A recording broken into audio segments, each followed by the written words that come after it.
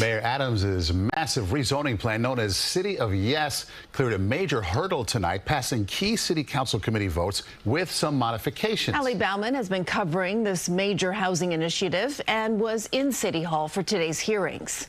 The items are approved. Mayor Adams' City of Yes housing proposal got a big yes from key committees Thursday night, allowing it to move ahead to a full city council vote. The most historical housing reform in the history of the city.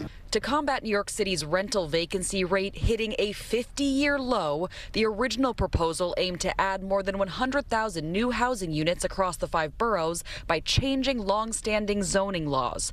The committees passed this plan with modifications, which brings that number down to 80,000 new units. We did our absolute best in making the considerations for all of the communities. But some concern remains, especially from residential neighborhoods in the outer boroughs. Feels like a little bit of borough discrimination. These are middle-class neighborhoods, and they're just going to be expected to take more density without anything in return for it.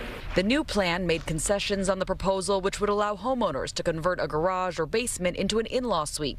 And instead of eliminating parking requirements for all new buildings, different rules would apply to different neighborhoods depending on its proximity to public transit.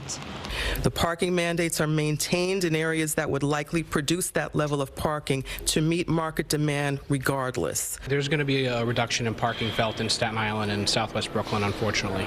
Along with rezoning, the city would also invest $5 billion with a B into housing and infrastructure updates, $1 billion of that coming from the state.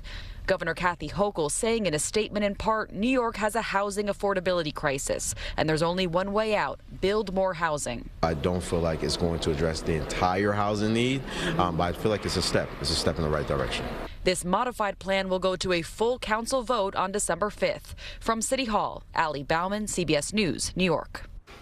Allie is our housing reporter. If you have a story idea, you can get in touch with her by scanning the QR code on your screen.